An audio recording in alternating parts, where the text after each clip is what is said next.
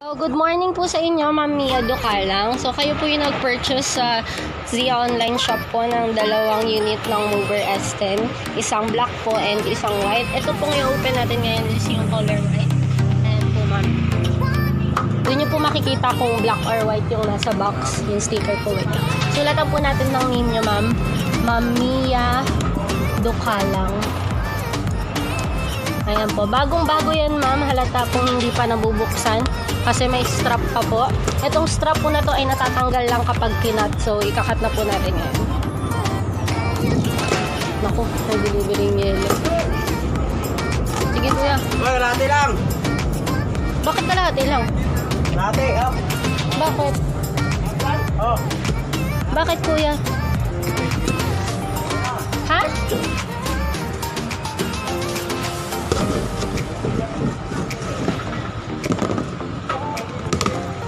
Ayan po, ma'am. Yung loob po, pag open ng box, meron na po kasama yung unit na charger po. Ayan. 36 volts po yan. Itatry po natin ito maya-maya po kung working. Diyan lang po muna natin.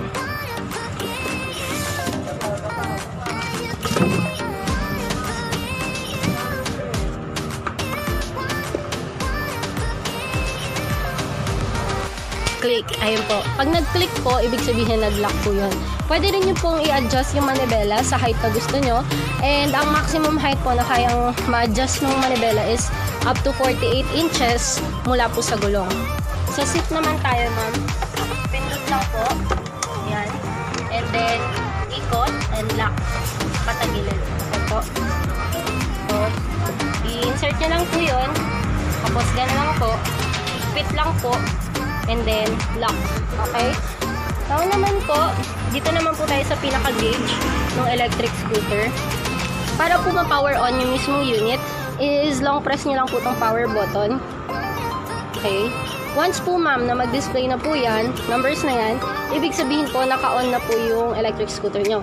Ito pong green na to, yung malaki, 00, yan po yung speedometer o yung bilis po ng takbo ninyo, kilometer per hour. Ito naman po yung odometer, yun naman po yung kung ilang kilometers na yung natakbo ng unit nyo. So, kung mananotice nyo, ma'am, 000 pa siya, ibig sabihin po, hindi pa po talaga nagagamit yung unit. Meron din po tayo, ma'am, 3 gear. Para po ma-set up naman yung gear or po makapili ng gear, pipindutin po yung mode. Okay? Isang pindot po, babalik po yan ng gear 1. Yan po yung mga babagal lang. Gear 2 po, yung katamtamang bilis po. At yung gear 3 po, yung pinakamabilis. So, depende po sa inyo, ma'am, kung ano po yung gagamitin nyo. Dito naman po sa left side ng manibela, nandito po yung control ng headlight. Ito po, on-off lang po yan, ma'am. On-off. Ayan po yung headlight. On, off. Okay? Ito naman po yung signal light. Left, right. May tunog din po siya kasabay nung light. And ito po yung busina. Malakas din po siya. Enough na po para marinig kayo ng mga sasakyan na nasa gilid nyo. Pakita ko lang din po yung ilaw ng mismo. Yung ilaw po nung ano. Ayan. Right po. Yung left naman po. Ayan. Okay po. Ngayon po, subukan naman po natin mismong takbo ng scooter. Okay. Gear 1 po. Gear 1 po. Ayan. Pa-brake ako, kuya. Yan, okay po. Gear 2. And brake. Okay, gear 3. Ako na naman. Yan, gear 3 and brake. Ayun po, ulitin ko lang po yung gear 3 ha. Tingnan ko maandar. Ayan po, umiikot po yung gulong and brake. Okay, umilaw po. Ibig sabihin po kumagat yung brake. Okay, wait lang po. May tumatawag. Okay, sir. Ngayon naman po, tingnan naman po, ma'am po pala, sorry. Tingnan naman po natin yung top speed o yung pinakamabilis po na speed na kaya po maano ng electric scooter. Okay, nasa gear 3 po tayo. Ayan po, umabot po siya ng 46. Kasi po wala po siyang sakay. Pero kapag may sakay na po, more or less 40 kilometers per hour po yun. And mabilis na po yun, ma'am, for an electric scooter. So, yun lang naman po yung importante. Pag i-off na po yung mismong unit, long press lang po yung power button. And off na po yan. Okay po. Ngayon naman po, papakita ko na po sa inyo yung pag-disassemble. Natanggal na po ni Kuya yung po natatanggalin is yung manibela. Bababa lang po. Ate, pakitext niya si Papa. Tawag ng tawag. Ayan. Tapos ibababa po. And make sure po ma'am na kapag binaba nyo po yung manibela, kapag ipo-fold nyo na po yung electric scooter nyo, make sure po na super nakababa po yung manibela to its original level para po maayos. Tapos ma'am, kapag ibababa nyo na po to ma'am, pag pinindot nyo to, make sure po na yung stand nyo nakatupi na. Kasi po, here's why. Pagka pindot nyo po yan, pababa, ayan po, may tendency po bumaba bigla yung electric scooter. So kung nakababa po yung side stand nyo, pwede po siyang mabali. Okay, ngayon naman po ma'am, try natin yung charger. Si Papa. Ito po yung charger. Ito po, naisaksak ko na po. Ibig sabihin po, gumagana po yung charger.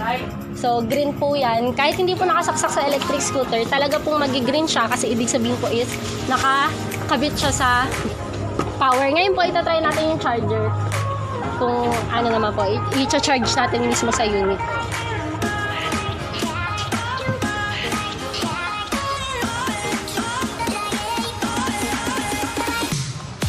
Ayan po. Nakasaksak na po sa unit. Color red po siya. Ibig sabihin po, charging. Once po na mag-green siya at nakasaksak na sa unit, ibig sabihin po, full charge na siya. So, okay po ma'am, nag-charge po yung unit and gumagana yung charger. Balik na po natin sa mismong lalagyan niya. Bivideohan din po natin ma'am yung pagbabalik sa mismong box at isi-seal natin para po ma-assure kayo ma'am na ito pong unit na tinas sa video na to is the same unit na dadating po sa inyo dyan sa may Mabini Street. Ngayon din po. Ngayon, maya-maya po konting ma'am, parating na po yung rider namin. So, papunta na po ito sa inyo. Again po, maraming salamat po for purchasing 2 units of Mover S10 electric scooter sa SIA online shop. Ride safe po tayo ma'am and helmet po lagi. God bless po.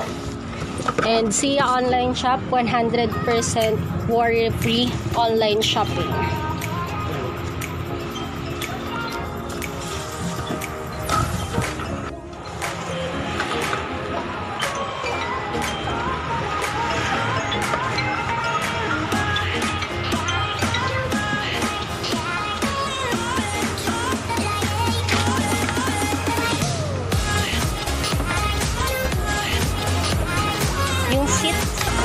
Andyan na rin po yung seat, yung charger. Yung manual po sa toolkit nasa loob po. Ma'am, pakita ko lang po hanggang pagsisil po mismo ma'am ha. Para po mapanatag lang din po ang loob ninyo.